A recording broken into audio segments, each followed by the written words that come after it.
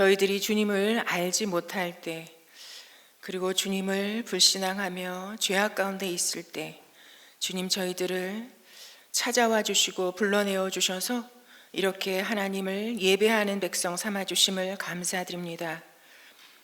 오늘도 예배하는 자리자리마다 성령님 임재하여 주셔서 하나님의 은혜와 은총을 덧입고 이 시대 가운데 이곳에 우리를 부르시고 세우신 하나님의 뜻을 이루어가는 하나님의 백성들 되게 하여 주시옵소서. 오늘의 모든 예배 순서마다 모든 시간과 공간 속에 성령님 함께하여 주시옵소서. 예수님의 이름으로 기도드립니다. 아멘. 우리 오늘 제가 나누고 싶은 말씀은 예레미야서 1장 1절에서부터 10절까지 말씀입니다. 네, 우리 PPT로 나오고 있으니까요. 보이시는 분들은 함께 우리 1절에서부터 10절까지 말씀을 읽어 올리겠습니다. 이 책에 기록되어 있는 것은 예레미야가 한 말이다. 그는 베냐민 땅 아나돗 마을의 제사장 출신인 힐기야의 아들이다. 아몬의 아들 요시야가 유다 왕이 되어 다스린 지 13년이 되었을 때 주님께서 예레미야에게 말씀하셨다. 요시야의 아들 여호야김이 유다 왕으로 있을 때에도 주님께서 말씀하시고 그 뒤에도 유다 왕 요시야의 아들 시드기야 제11년까지 주님께서 그에게 여러 번 말씀하셨다. 시드기야 왕 11년 그의 5째 달에 예루살렘 주민이 포로로 잡혀갔다. 주님께서 나에게 말씀하셨다. 내가 너를 모태에서 짓기도 전에 너를 선택하고 내가 태어나기도 전에 너를 거룩하게 구별해서 뭇 민족에게 보낼 예언자로 세웠다. 내가 아뢰었다. 아닙니다. 주 나의 하나님, 저는 말을 잘 할 줄 모릅니다. 저는 아직 너무나 어립니다. 그러나 주님께서 나에게 말씀하셨다. 너는 아직 너무나 어리다고 말하지 말아라. 내가 너를 누구에게 보내든지 너는 그에게로 가고 내가 너에게 무슨 명을 내리든지 너는 그대로 말하여라. 너는 그런 사람들을 두려워하지 말아라. 내가 늘 너와 함께 있으면서 보호해 주겠다. 나 주의 말이다. 그런 다음에 주님께서 손을 내밀어 내 입에 대시고 내게 말씀하셨다. 내가 내 말을 네 입에 맡긴다. 그런 다음에 똑똑히 보아라. 오늘 내가 문 민족과 나라들 위에 너를 세우고 내가 그것들을 뽑으며 허물며 멸망시키며 파괴하며 세우며 심게 하였다. 아멘.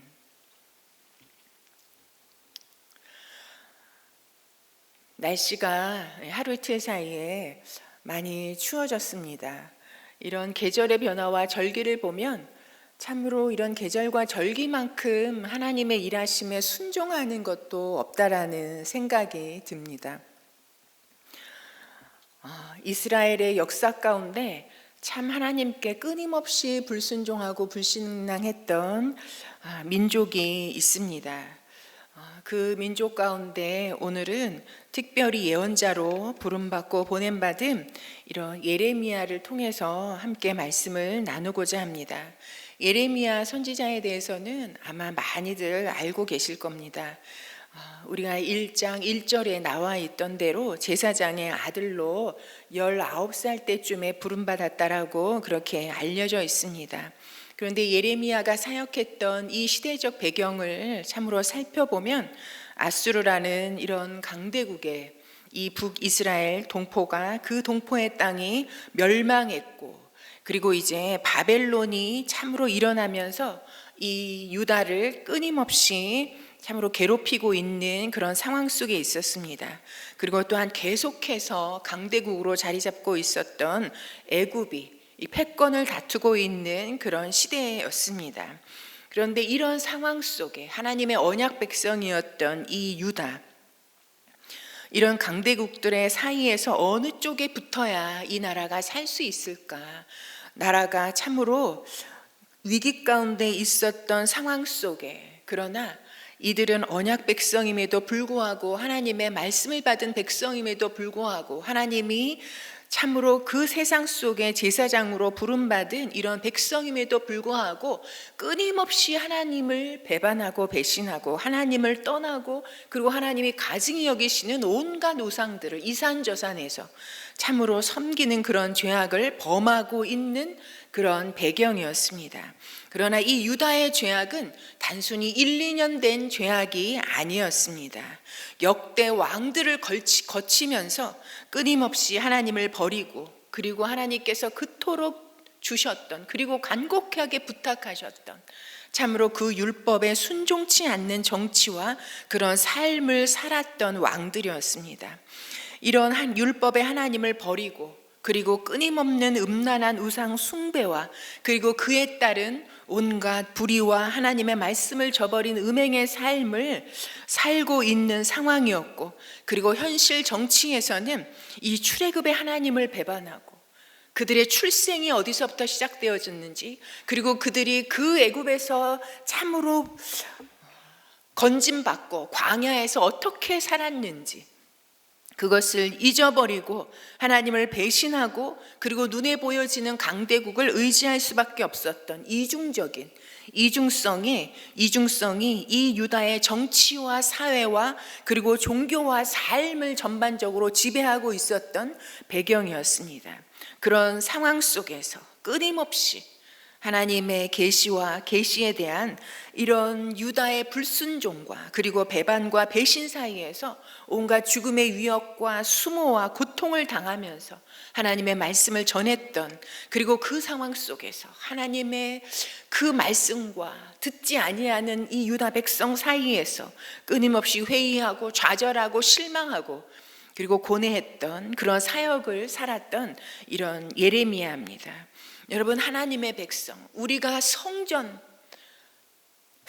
신앙을 붙잡고 있을 때 우리는 절대로 망하지 않을 거라고 그렇게 장담했던 이 하나님의 언약 백성들이 우상을 섬기는 이방 민족 바벨론에 의해서 결국은 무너질 것이다, 멸망할 것이다, 유다의 심판을 아무리 선포하며 하나님께 돌아오라 눈물의 메시지를 선포해도 돌이키지 아니하고 오히려 더욱더 멸망과 파멸의 길로 달려가는 유다를 바라봐야 했던 이런 비극적인 삶과 비극적인 사역으로 마쳤던 인생이 바로 예레미야입니다. 그런데 예레미야를 통해서 하나님께서 이 역사를 주관해 가시는 방법을 우리가 살펴볼 필요가 있습니다. 여러분, 하나님께서는 어떤 구원의 역사를 시작하실 때 보면은 꼭 한 인물을 택하십니다. 그리고 그를 만나주시고, 그리고 하나님의 하고자 하시는 일을 설득하시고, 그리고 역사적 임무를 맡기시는 일부터 하나님의 그 일들을 시작해 가시는 것을 우리가 볼 수 있습니다. 아브라함이 그랬고요, 모세가 그랬고요, 다윗이 그랬습니다. 여러분, 오늘 예레미야를 부르실 때도 참으로 하나님께서 그를 불러내시죠. 내가 너를 모태에서 짓기도 전에 너를 선택했다라고 말씀하십니다. 네가 태어나기도 전에 너를 거룩하게 구별해서 민족에게 보낼 예언자로 내가 세웠다라고 주님께서 말씀하십니다. 이렇게 말씀하시는데, 예레미야에게 이렇게 말씀하시고 이렇게 그를 세웠다라고 그를 불러내시는데 6절에 보면 그가 뭐라고 대답합니까? 아닙니다, 주 나의 하나님. 내가 하나님을 믿기는 믿지만 하나님이 나의 하나님이긴 하시지만 하나님이 나를 민족에게 보낼 예언자로 세우셨다고 하는 건 아닙니다. 그건 아닌 것 같아요. 저는 말을 잘할 줄 모릅니다. 저는 아직 너무나 어립니다. 여러분, 예레미야의 이 대답을 보면 누구가 떠오르지 않습니까? 여러분, 모세하고 너무 비슷하지 않습니까? 여러분, 그런데 여러분, 이건 단순히 말을 못한다라는 그런 의미가 아니라는 걸 우리가 알 수 있지 않습니까? 여러분, 모세가 왜 나는 말을 할 줄 모릅니다, 나 말고 다른 사람을 보내십시오, 그렇게 말했던 이유가 여러분 어디에 있습니까? 여러분, 모세가 맞닥뜨려야 하는 대상이 그 존재가 누구였습니까? 이 세상의 신이라고 하는 바로 앞에 서야 하는, 바로가 어떠한 존재인지, 어떤 강력한 세상을 쥐고 흔들 모든 사람들이 신이라고 참으로 이 높이는 그런 신과 같은 존재 앞에 나 같은 이 40년 동안에 살인죄를 짓고 광야로 쫓겨가서 양을 치고 있었던 나 같은 존재 가지고는, 이 정도 가지고는 그를 맞상대할 수 없다라는 거, 내 정도 가지고는 그를 대항할 수 없다라는 그 고백이 모세에게 있었던 것입니다. 그런데 여러분, 예레미야도 똑같이 여러분, 예레미야가 선포해야 될 대상이 누구입니까? 맞서야 될 대상이 누구입니까? 여러분, 1, 2년 된 죄가 아니라니까요. 왕으로부터 시작해서 온 참으로 이 백성에 이르기까지 하나님의 가증히 여기시는 하나님, 이제 더 이상 필요 없습니다. 나는 더 이상 하나님을 섬기지 않겠습니다.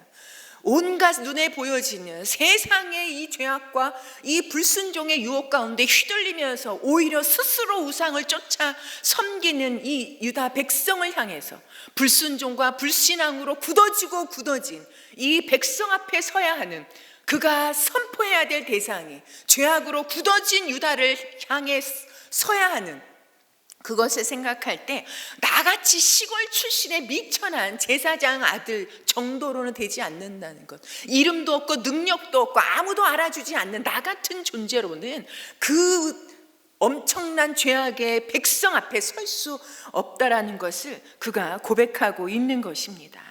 나는 학벌도 없고 능력도 없고 돈도 없고 이름도 없는 사람인데 나 같은 존재 정도로는 안 된다라는 것을 그가 이렇게 고백하고 있는 것입니다. 여러분, 그러기에 이건요, 인간적인 겸손이 아닙니다. 현실적인 여러분 인식이라고 참으로 헤아려집니다. 거기에 대해서 하나님이 뭐라고 말씀하십니까? 포기할 하나님이 아니시죠. 부르시고 세우시는 하나님, 그 하나님은 일을 지어 성취하시는 하나님, 반드시 이루시는 하나님. 이 예레미야를 향해서 주님께서 말씀하시죠. 너는 아직 너무나 어리다고 말하지 말아라. 하나님 분명하게 명령하고 계십니다. 여러분, 그러면서 주님께서 말씀하시죠. 너는 아직 너무 어리다고 더 이상 말하지 말아라. 내가 너를 누구에게 보내든지 너는 그에게로 가고, 내가 너에게 무슨 명을 내리든지 너는 그대로 행하라. 이렇게 말씀하십니다. 여러분, 예레미야를 부르신 이 소명의 주체가 누구입니까? 예레미야가 엄청난 제사장 출신의 집안이라서, 그가 엄청나게 유명한 신학교를 나와서, 그가 엄청나게 설교를 잘하는 사람이라서? 아니요. 오직 이 예레미야를 불러내신 이 소명의 주체는 처음부터 끝까지 하나님이신 것을 주님께서 강력하게 말씀하고 계십니다. 그러기에 하나님은 그 미천한 출신을 불러내시고, 말도 제대로 할 줄 모르는 사람을 불러내시고, 아무도 알아주지 않는 19세의 어린 사람을 불러내셔서 40년을 사역하게 하셨지만, 하나님께서 참으로 그에게 내가 늘 너와 함께 있으면서 보호해 주겠다 약속하시고, 그런 다음에 주님께서 손을 내밀어 그 입에 대시고 말씀하시죠. 내가 내 말을 내 입에 맡긴다. 그리고 똑똑히 보아라 하시면서 그를 어떻게 사용하실지 주님께서 그에게 권능을 주시고 보호해 주시겠다는 약속을 주시고, 그에게 어떤 사명의 삶을 살 것인지 그 방향과 대안까지 다 제시하시면서 하나님께서 그를 불러내셨습니다. 여러분, 하나님의 이런 설복에 설득된 예레미야는 이제 더 이상 어린아이라 말하지 아니하고 유다의 죄를 끊임없이 지적하면서 망하는 것이, 잘 망하는 것이 하나님의 뜻이라고, 그리고 잘 망해서 바벨론의 포로로 끌려가서 그곳에서 회개하고 돌이켜 하나님의 말씀에 순종하는 삶을 사는 것이 하나님을 따라 유다가 회복되어지는 것이고 새 출발하는 길이라고 그렇게 선포합니다. 여러분, 이런 메시지를 선포할 때 그는 끊임없이 여러분, 반역자라는 소리를 들어야 했고 매국노라는 소리를 들어야 했고, 그러나 이 메시지를 선포하는, 먹히지 않는 메시지, 아무도 들으려고 하지 않는 메시지를 선포함에 있어서 피하지 않고 도망가지 않고 이 말씀에, 하나님의 이 말씀, 내 입에 두신 하나님의 말씀을 책임감 있게 감당하는 사역의 삶을 살았던 예레미야를 우리가 볼 수 있습니다. 여러분, 하나님은 이 유다를 향한 하나님의 이런 메시지, 전함에 있어서 하나님은 예레미야만 유다 땅에 두신 것이 아니에요. 이 세상에 예레미야 선지자 하나만 두신 것이 아닌 것을 우리가 확인할 수 있습니다. 여러분, 유다에만 예레미야 같은 선지자를 두신 것이 아니라 너무나 놀랍게 동시대 가운데 바벨론 포로 사회 속에 누구를 두셨습니까? 에스겔 선지자를 두셨습니다. 여러분, 에스겔을 두시고 그 포로 사회 속에서 하나님의 영광을 선포하는 그 사역을 감당하게 하셨습니다. 여러분, 너무 모순 아니에요? 죄를 짓고 불신앙과 불순종의 죄를 짓고 하나님께 버림받고 심판을 받아서 여러분, 이 바벨론의 포로로 붙잡혀와서 이 포로 기간이 언제 끝날지 알지 못하고 좌절과 실망 가운데 있는 백성들을 향해서 하나님의 영광을 선포한다는 것이, 그러나 죄에 대한 심판을 통해서 이 죄에 대한 심판도 결국은 하나님이 참 하나님이심을 드러내는 그런 일이라는 것, 그리고 하나님의 자비로 이 불순종으로 물들었던 이 유다 백성들을 향해서 하나님께서 새 영과 새 마음을 창조하셔서 유다를 구원해내시고 유다에 향한 하나님의 영광을 회복시키실 거라는 것을 선포하게 하십니다. 그리고 성전을 다시 일으켜 세우실 것을 선포하게 하십니다. 그러면서 에스겔의 의미가 무엇입니까? 하나님이 강하게 하신다. 하나님이 힘을 주신다. 우리가 유다가 지금 하나님께 심판을 받아서 포로로 붙잡혀 와 있지만, 그러나 이 유다를 다시 회복시키시고 다시 이 세상 가운데 강한 민족으로 세우실 분은 하나님이시라는 것, 그리고 유다가 죄를 딛고 하나님의 언약의 백성으로, 그래서 이 땅 가운데 세우신 그 뜻을 이루어가게 하시는데 진정 힘을 주시는 분은, 유다의 힘은, 우리의 힘은, 하나님을 믿는 백성의 힘은 바로 다른 것이 아니라 바벨론도 아니요 애굽도 아니요 아수르도 아닌 하나님이시라는 것을 이 에스겔이 선포하고 있는 것입니다. 여러분, 또한 바벨론 포로 사회 속에만 두신 것이 아니에요. 그때 바벨론 왕국에 누구를 두셨습니까? 그 기가 막힌 하나님의 일꾼, 하나님의 사람, 한 점에 참으로 흠도 잡을 수 없는 여러분 다니엘을 두셨습니다. 그래서 그 시대 속의 정치적인 입장 속에서 이 유다 민족의 하나님의 언약 백성의 그 나라와 회복을 말씀하시는 선지자로 다니엘을 사용하고 계십니다. 하나님은 나의 재판장이라는 이런 이름을 가지고 있는 다니엘을 통해서, 그리고 다니엘에게 놀라운 하나님의 계시를 보여주시면서 지금 이 떠오르는 강대국들이 아무리 참으로 세상을 지배하는 것 같지만 역사 이면에 하나님이 계시고, 그리고 하나님의 작정과 경륜대로 이 세상 역사는 진행돼 간다는 것을, 그 사이에 이름도 없고 노예로 붙잡혀가 있는 이 유다를 향한 하나님의 그 구원의 작정을 하나님은 반드시 이루어 가신다라는 것을 다니엘을 통해서 말씀하고 있습니다. 아무리 바벨론에 다 짓밟혀서 유다가 지금 이런 포로 신세가 되어 있지만 이 세상 역사의 진정한 재판장은 하나님이시라는 것, 눈에 보여지는 바벨론, 아수르, 애굽은 다 사라질 것이요 하나님을 붙잡고 하나님을 믿는 하나님의 그 언약 백성은 죄악에서 회복되어지고 영원할 것이라는 것을 이 다니엘을 통해서 우리에게 보여주고 계십니다. 그러게 여호와 하나님을 믿는 이 신앙은 궁극적으로 완전한 승리를 이 땅 가운데 가져올 것이며, 그리고 영원한 영광을 보장한다는 것을 다니엘의 계시를 통해서, 재판장이신 하나님의 그 계시를 통해서 이 노예 가운데 있는 이스라엘 유다 백성을 향해서 메시지를 선포하고 있는 것입니다. 그리고 지금 유다는, 나라는 다 없어지고 백성은 다 흩어지고 그리고 다 포로 생활 속에 놓여 있지만, 그러나 이것이 영원하지 않을 것이라는 것, 하나님의 작정하심이 끝나면 반드시 유다는 돌이키고 회복될 것이라는 것, 그리고 하나님의 그 언약 백성은 하나님 결단코 실어버리지 아니하실 것을 이 다니엘을 통해서 선포해 주고 계십니다. 그러기에 지금 좌절과 절망과 고난 속에 있는 이 유다 백성들을 향해서 구원의 그 완전한 승리를 바라보며, 우리의 진정한 재판장이신 그 하나님을 바라보며 죄에 대한 대가를 치르고 죄악에서 돌이켜 하나님을 붙잡고 나아갈 때 반드시 하나님은 구원하시고 회복시키실 것을, 그러기에 기도하며 인내하라고 이 유다 백성들을 향해서 위로와 용기를 주고 있는 것이 여러분 다니엘이라는 선지자입니다.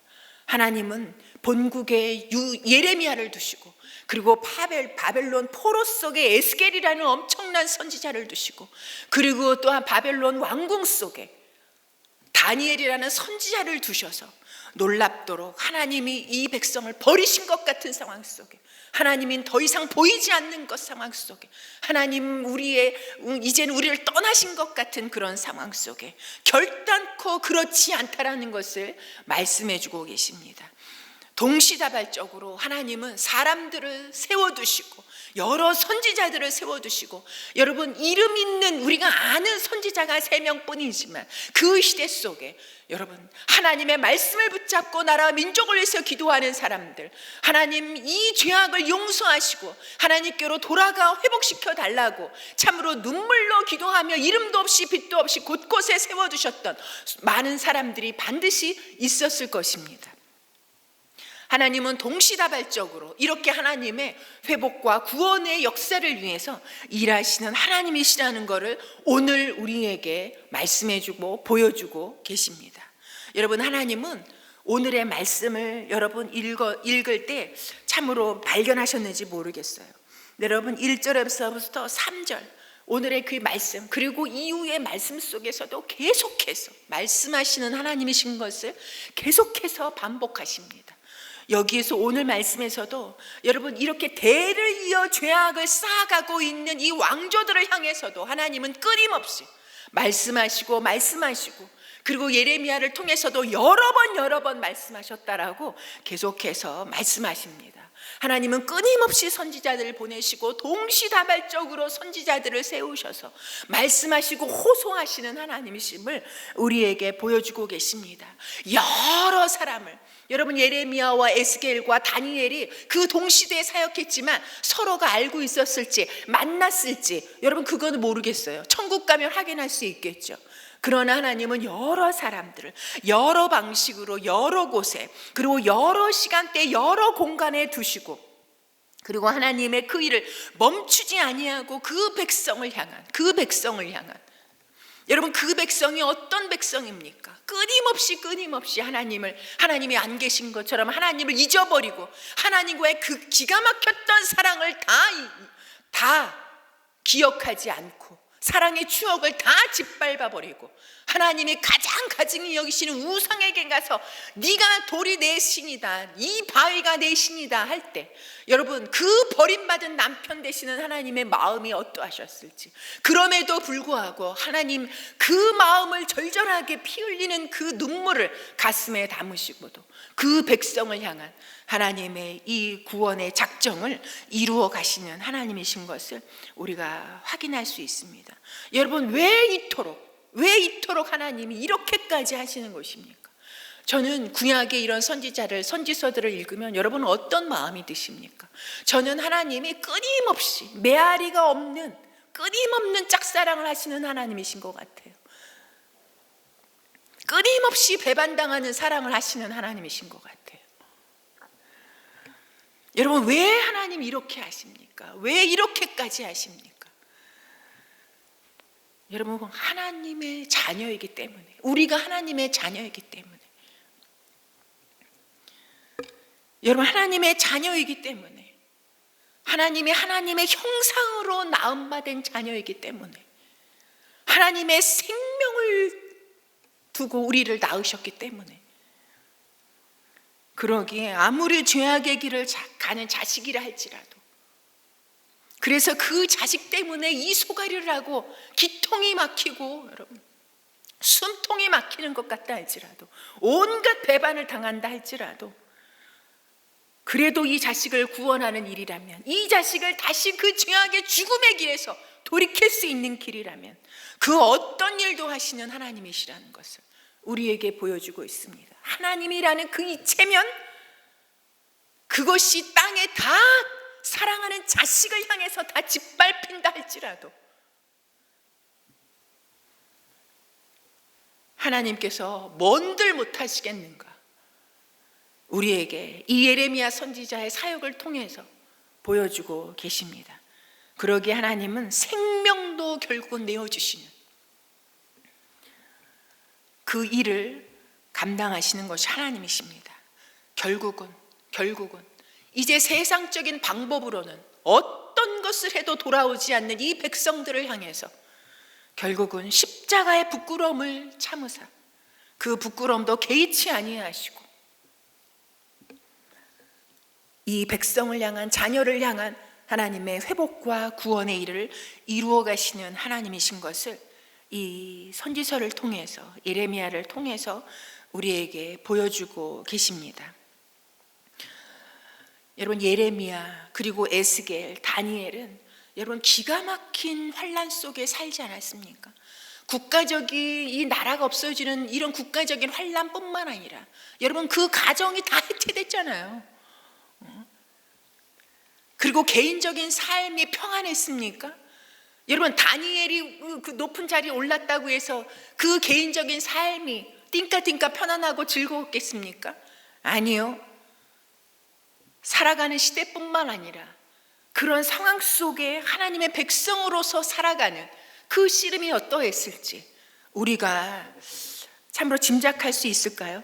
그러나 그런 환란의 시대 속에 살았지만 결코 그 속에서 어떤 상황, 어떤 일이 그에게 닥친다 할지라도, 어떤 죽음의 위협이 온다 할지라도 하나님 백성으로서의 그 정체성을 놓치지 않았다는 것, 그리고 주님과의 관계 속에서 하나님의 그 말씀에 순종하는 삶을, 그 일상의 삶을 살아냈고 일상의 삶 가운데 그 말씀을 선포하는, 삶으로 드러내고 선포하는, 자신의 모습을 통해서 하나님의 메시지를 증거하는, 자신의 삶을 통해서 하나님을 상징하는 그 삶에 성실한 책임을 감당하며 살았던 사람이란 이런 공통점을 가지고 있다는 것을 발견하게 되었습니다. 여러분, 오늘 1장도 이렇게 시작하죠. 이 책에 기록되어 있는 것은 예레미야가 한 말이다. 여러분, 이것이 무엇을 뜻하는 것입니까? 여러분, 이 말이 수없이 기록되어 있습니다. 이것은 다른 것이 아니에요. 그가 여러분 부름받고 40년 동안 선지자 사역을 했습니다. 선지자 사역이 무엇입니까? 듣지도 않는, 먹히지도 않는, 그러나 끊임없이 하나님께 돌아오라는 하나님의 메시지를, 하나님의 말씀을 전하는 삶을 살았습니다. 여기에 기록된 이 52장에 걸쳐 기록된, 애가까지 합치면 57장에 걸쳐 기록되어져 있는 이 모든 것이 예레미야가 한 말이다. 여러분, 이것은 단순히 입으로만 전한 말이 아니라는 의미입니다. 하나님의 그 말씀이 그를 관통하여, 그의 삶을 관통하여서 참으로 그의 삶 가운데 나타나고 실현되어지고 발휘되어진 그런 삶을 살았다는 것이 여러분 이 말씀에 담겨져 있는 의미입니다. 무엇입니까? 그 말씀을 전하는 그 부르심에 합당한 삶, 그 부르심에 책임감 있게, 그 성실하게 삶을 살았다라는 여러분 그 말씀인 것입니다. 예레미야가 한 말이라는 것, 이 말씀 앞에 힘들다고, 어렵다고, 듣지 않는다고, 실망하고 좌절하고 그러지 아니하고 끊임없는 가슴에 절절한 눈물을 흘리면서 말씀과 맞닥뜨리고 말씀을 살아내고 그리고 말씀을 드러내고 말씀을 선포하는 그런 삶을 도망가고 피하지 아니하고 뒤돌아가지 아니하고 성실하게 살아냈다라는 것을 말씀하고 있습니다. 어떻게 이것이 가능한지. 여러분 예레미야가 우리하고 뭐 다른 사람입니까? 에스겔이 우리하고 다른 사람입니까? 다니엘이 우리하고 뭐 다른 사람입니까? 여러분, 똑같은 성정을 가진 사람이나,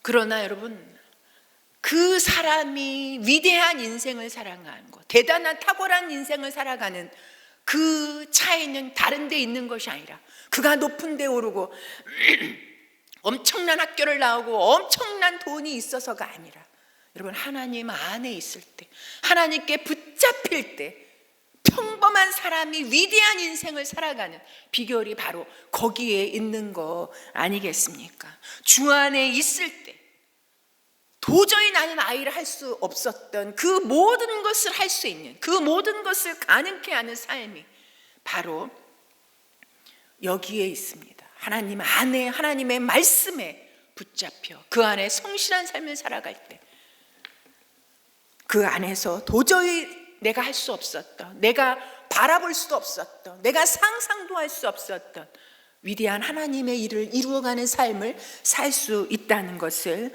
예레미야는 말해주고 있습니다. 여러분, 이 선지자들이 참으로 엄청난 환난과 이런 위기의 상황 속에 살아갔죠. 여러분, 이 나라, 우리가 살아가고 있는 이 나라, 그리고 우리가 섬기는 이 교회, 그리고 우리의 가정들, 우리 개개인의 삶, 여러분 어떤 상황에 있습니까? 여러분, 이 예레미야가 살았던 당시 나라가 당장 망해가는 이런 상황과 지금의 상황을 비교한다는 것이 여러분 차이가 있을 것입니다. 그러나 분명한 것은 여러분, 이 시간이 갈수록 이 국가적으로 그리고 교회적으로 우리의 가정적으로 개인적으로 우리는 모두 더욱더 어려운 환난의 상황에 처해 있다는 것입니다. 그리고 처할 것이라는 것입니다. 여러분, 이 시기에 우리는 어떻게 해야 하겠습니까? 이 시간을 통해서 참으로 이 사람들이 어느 곳에 있든지, 사람들이 환영하든지 그렇지 않든지, 자기 삶에 어떤 어려움과 이 핍박이 있다 할지라도 그 상황 속에서 참으로 놓치지 않았던 하나님의 백성으로서의 그 정체성을 우리도 회복하는 이런 시기가 되었으면 좋겠습니다. 또한 무엇보다 하나님의 백성으로서의 책임 무엇입니까? 하나님이 나의 하나님이시고, 하나님이 나의 힘이시고, 하나님이 나의 보호자시고, 하나님의 말씀에 순종하는 길이 그것이 잘 사는 길이고, 그것이 결국 믿음으로 승리하는 길이라는 것, 그것을 입술로만이 아니라 진정한 삶으로 그 믿음과 순종의 책임을 다하는 그 책임을 회복하는 시간이 되었으면 좋겠습니다. 또한 무엇보다 하나님께서 이곳에, 이 시기에, 이때 우리를 세우셨음을 깨닫는 시간이 되었으면 좋겠습니다. 여러분, 오늘 5절의 말씀에 보면 주님께서 나에게 말씀하셨다. 뭐라고 말씀하셨습니까? 내가 너를 모태에서 짓기도 전에 너를 선택하고, 그리고 내가 태어나기도 전에 너를 거룩하게 구별해서 문민족에게 보내 예언자로 세웠다. 여러분, 예레미야만 이렇게 부르시고 세우셨습니까? 이 시대 가운데 이곳에 하나님께서 우리를 부르시고 세우셨습니다. 여러분, 어떤 때는요, 새 번역보다 우리가 오래 읽었던 개역개정이 더 마음에 딱 와닿는 구절들이 있더라고요. 여러분, 제가 1장 5절을 제가 개역개정으로 다시 읽어드릴게요.